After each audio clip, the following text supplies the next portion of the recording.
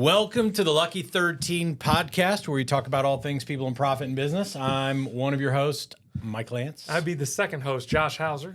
Good and to we see got you, and we got a big shout out because we have a new producer today. We do. First time producer, and we already know it's his last time. Yeah, it is. Yeah, he's been your intern all summer. So let's talk about that. Yeah, I'm gonna give him a shout out, give him a blessing. So, I'm putting this out to the world. If you don't know who Will Strom is, please find this kid. Known him since he was a pup. Knew him since he was a fourth grader, fifth grader, third grader. Was fortunate enough to watch him play football all the way through high school. Yeah. Led our Westfield team to 2 state championship games. Was the captain our senior year, and then I think it's the Phillips something award winner. It used to be the Tressler Award when I was growing up. It's the Mental Attitude Award. Yeah. And he embodied all of that. And so I got a note from him in the spring, said, hey, I'm looking for an internship. We had some open. And he has watched over 400, maybe even 500 videos of me this summer. Did he file workers' comp? No, but he's speaking in tongue. So he mumbles a lot now and walks around. Sounds like a little Rain Man here and there. But no, just thrilled to have Will all summer. And thanks, Will. First time and last time. But we're hoping we can maybe talk him into joining us again next year if one of the people on the podcast don't try stealing from us. Yeah, that'd be awesome. And Will goes to Purdue, so he's heading back up to Boilermaker land. Yes. So I don't know. You know, I used making some waves in the football world. Yeah. Hey, old Signetti, he's like, you know, he's creating some hype. I hope he can back it up. I hope his Nostradamus comes true because he's making some big predictions. Big predictions. Yeah. When my son opens with Purdue this year, so Indiana State opens at Purdue, and good. Yeah, that's a word for it. All right. Yeah, let's go Indiana State. Yeah. Sycamores. Yeah. Go Trees. Go let's Trees. Beat the Boilermakers. There you go. So, big news in your family. Yeah. So your son, the oldest, got promoted. Talk to us about that. Yeah, pretty excited about that. You know, he's an Air Force Academy grad, which you go into the Air Force Academy and you follow the hierarchy of the Air Force Academy, first, second, third, and in your senior year, you're essentially the seniors run the academy, and then you start all over again. So when he graduated, he was a second lieutenant, and just right before Memorial Day weekend was promoted to first lieutenant, and pretty excited about that. And definitely see the chest out. More importantly, the pocketbook's a little bit thicker. But the fun part's watching the responsibility that he's taken on and just watching him grow as a leader. It's such an impact over a 6-7 year period, that difference.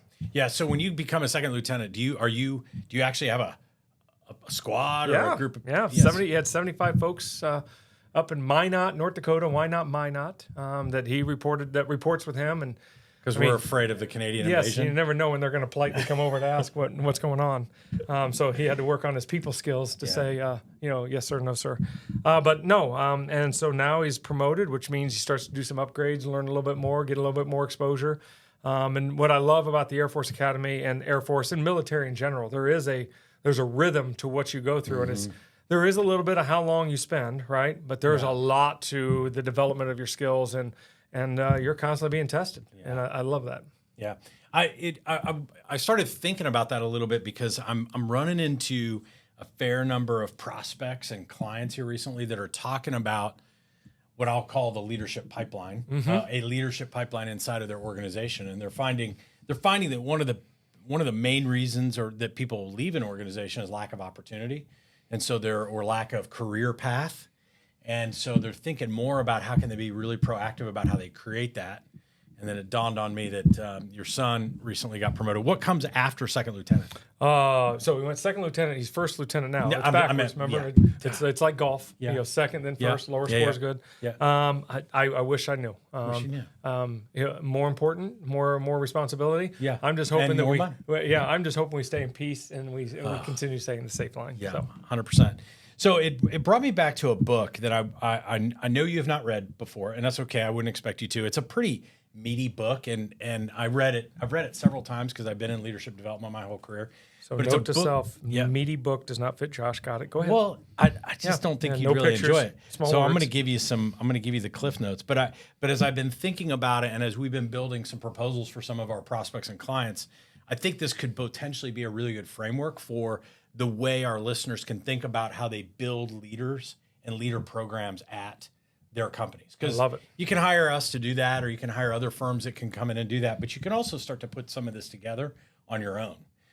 So there was a book called Leadership Pipeline that was released a while back by Ram Charan Steve Drotter and Jim Noel.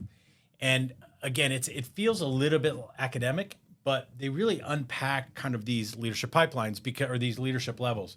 Because as we've talked on the podcast before, one of the biggest challenges organizations have is or mistakes that they make is by putting in people into positions before they're qualified. My guess is Kobe, there was a lot of ways he had to prove himself that he not only knew the information you need to study and learn, but that he demonstrated it before you're going to go and say, we're going to give you more responsibility for protecting our country. Right? I would argue they're probably the best at delegate before they elevate. If you use an EOS term, they really delegate, and you have to prove out, right? I think that, and you said that perfectly. Yeah.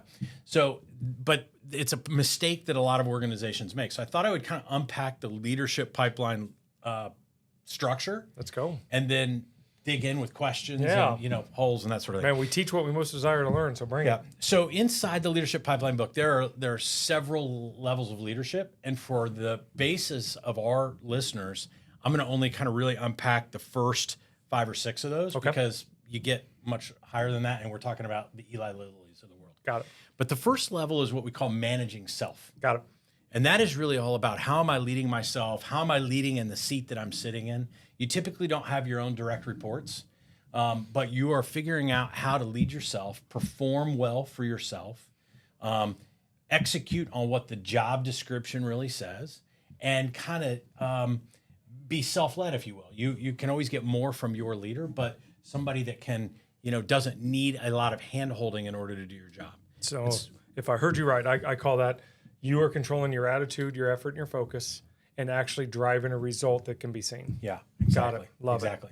And so probably not a lot of our listeners are in that leading self bucket, but a lot of our listeners have people that are in that leading self, and they probably get people that come to them who are in the leading self bucket that say, I'm interested in leading other people, and there's a conversation that really needs to be had. Do you really? Yeah. Right? Because here's the thing. In between all these different leadership levels, there's things that they refer to in the book called a passage. And what is the passage you have to go through to be qualified to go and take on the next position? So for Kobe, it was the books he had to study, the online courses he had to have, maybe the classes he had to go to, the things he had to demonstrate that he's capable of doing and all that. That would be a passage to get from second lieutenant to first lieutenant. Does that make sense? Yeah. Okay. But what's cool in the book is with all of these levels, when they talk about the passage, they really basically say, what skills do you need to have? What work values do you need to adopt? And how do you think about time? Okay? And I'm going to get into each one of those after we go through the different leadership levels. Loving it. Okay? So the second leadership level, you got managing self as one. The second is managing others. So that's when you then go and say, okay, I'm going to start taking on the responsibility of managing others. And we've talked about this before, that it's an awesome responsibility. It is. Because now it's not about you. It's not about being LeBron James. No. It's about creating LeBron Jameses. Yeah, moving human energy. Yeah. So that's level 2. I find that one of the hardest levels is when you move into level 3, which is managing managers. Yeah. It's a stuck point for a lot of people. It is a huge stuck point. And just because you are successful going from managing self to managing others doesn't mean you can go from managing others to managing managers. The fourth, and the meat of our back and forth conversation is going to come from the passage piece of it, but the fourth is really where you go into functional manager. And functional manager is like, I lead IT.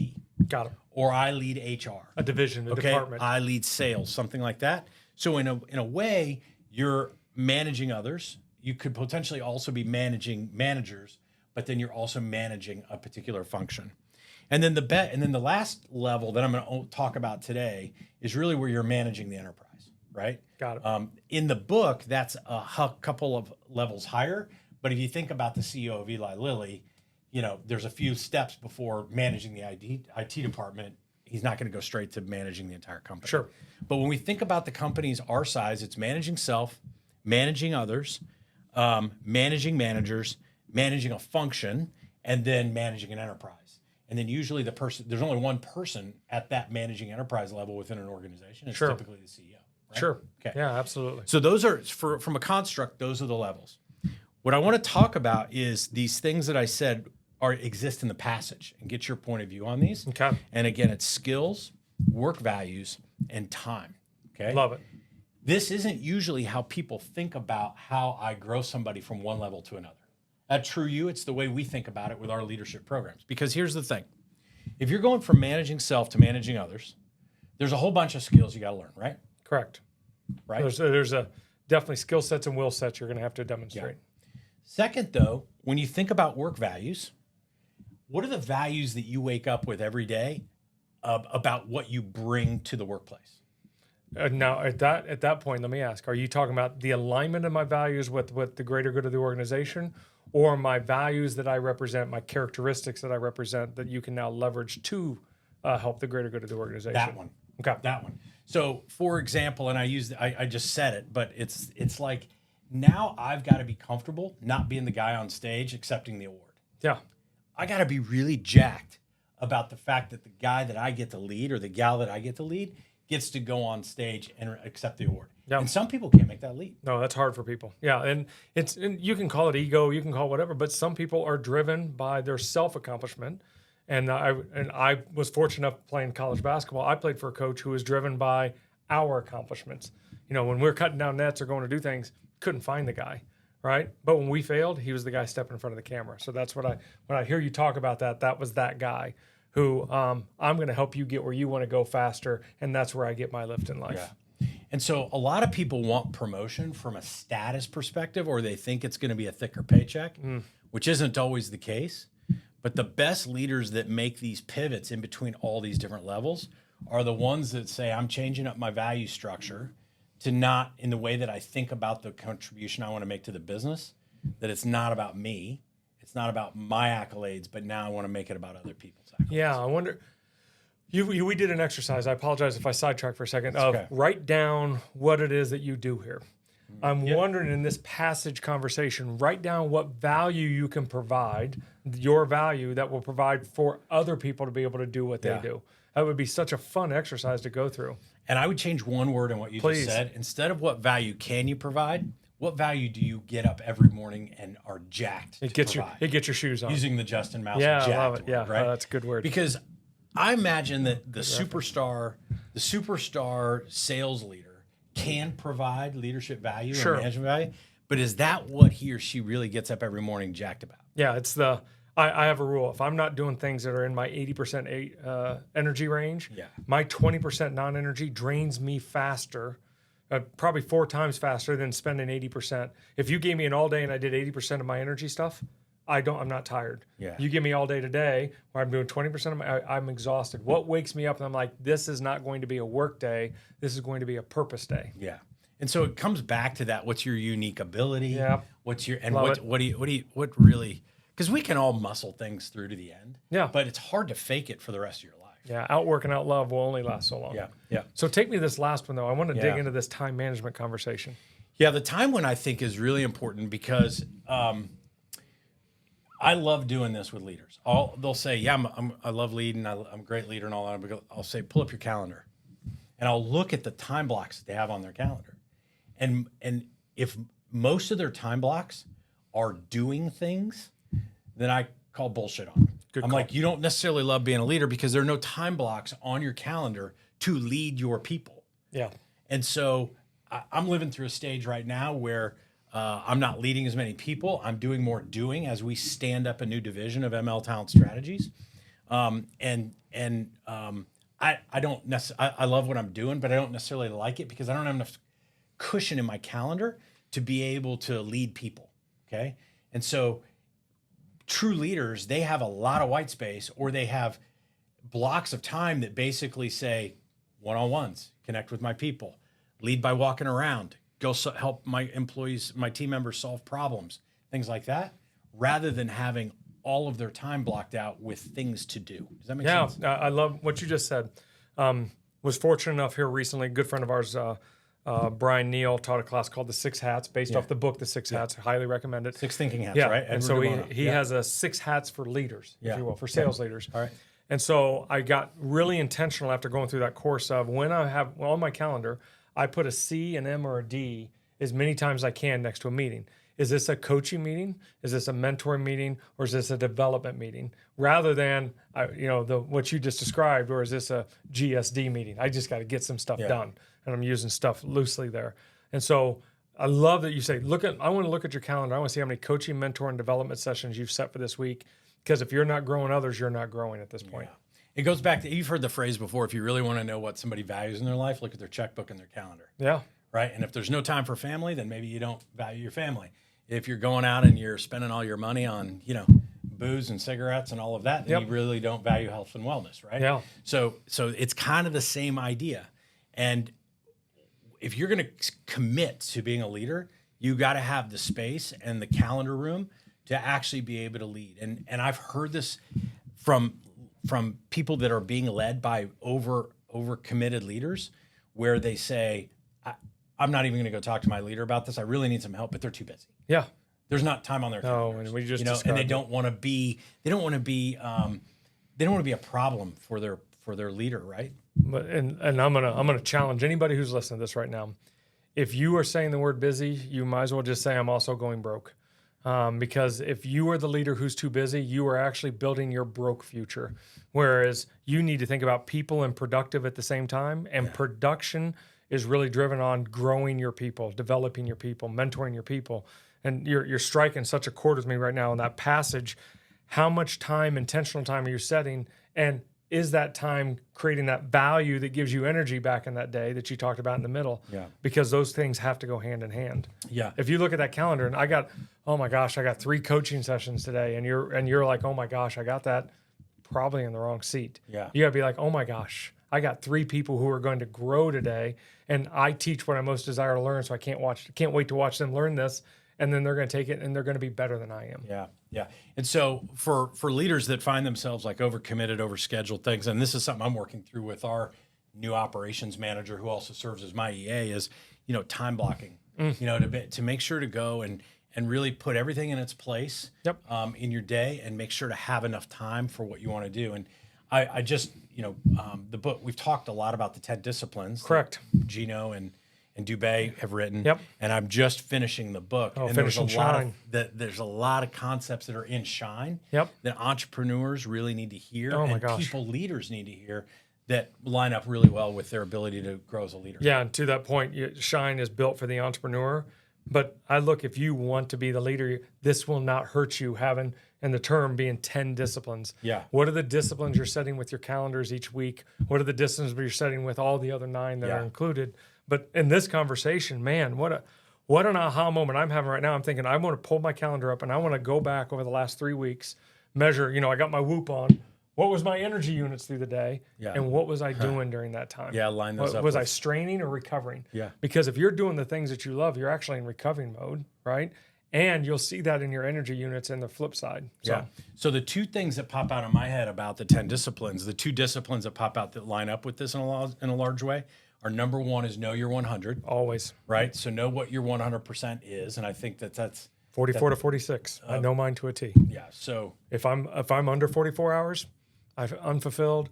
If I get over 46 hours, I feel resentment. And that doesn't mean 44, 46 hours of being someplace. That's 44 to 46 hours of productive work, things that give me energy. Yeah. And then mapping out what that productive work is. Each week. Not letting your day run you, but you running your day. If you don't control your calendar, somebody else will. Yeah. So that was one of them. And I just lost my thought about the other one. Was it your calendar? Or is it having everything in one place? I mean, there's no. It's actually setting, being very intentional, and knowing what you're going to do the next day. Oh yeah. Before you start. Number 8, before you go to bed every night, write down your next day. Yeah. There's a yellow sheet of a pad of paper. I write down my day. I do one extra step. I write down what was my big ahas for the moment. I write down tomorrow's day, and I put a word next to every meeting just to remind myself. Yeah. Then I throw it away. That was the new thing for me. When I threw it away, whatever sticks was supposed to stick, and whatever didn't stick wasn't probably supposed to be meant to be that important anyways. And then my subconscious started helping me, and I sleep a lot better doing that. I know that sounds weird. Yeah. So I'm not recommending everybody go out and read the Leadership Pipeline. Here's what I recommend, and I'd be curious to know how you think about this too. What I typically do is I'll go and thank you AI. Mm-hmm. I used to be subscribed to a book summary service. Okay. But I'll go to AI and I'll say, give me a summary of the leadership pipeline. Yep. Right. And it'll give me a summary. And then if I like the summary, then I'll usually then go to an audiobook and I'll listen to the audiobook. And if I really like the audiobook, then I go buy the book if I want to use it more as a workbook. So I'm telling the listeners out here, don't go buy this book. Don't even listen to it on audiobook. Just go get a really good book summary and start to put some of these things into place as you're thinking about how you're developing your leaders. I love it. And because it is, like I said, it is a meaty book and it takes some time to really go through and really understand it. But think through in your organization, who are the people that you've got that are in managing self that you could make that turn to managing others, that could then get up to managing managers and then functional managers and then leading the enterprise. And then think about it from a perspective of what are the skills they need to develop, what are the work values, Yep. okay, and then how much do you teach people to think differently about time management when they get into leadership roles. Yeah, and then think about the budding next Eli Lilly, if I'm going to use your reference, who just needs to know there's a pathway that I can become that person. Yeah. Because if I just see the job I have and then just another seat on a chart versus here's the pathway and here's how I'm going to get you there, that would attract a guy like me if I go back to my 25-year-old self. Yeah, for sure. Good. All right, so I had to get that out. Man, I feel awesome. like there's some nuggets in there, and just to walk away with this one thing. There are people inside everybody's companies that are listening to this that are thinking about leaving their company because they don't see a career path. Correct. And so whether there is a career path for them or not, having a good conversation about what that career path might look like, or whether it's here or someplace outside their organization eventually, that's a positive conversation to have. Our friend Brian Neal talks about it as tour of duties. Tour of duty. And he doesn't get all hung up whether someone leaves or not. He thinks about it as, I want somebody to have the most meaningful experience while they're with me and contribute to his business while they're with them, and then free them up to go and do something else. And I would argue if you've helped them find that next step and that next path, yeah, when that step opens up back for you, they want to come back and be a part. Yeah, 100%.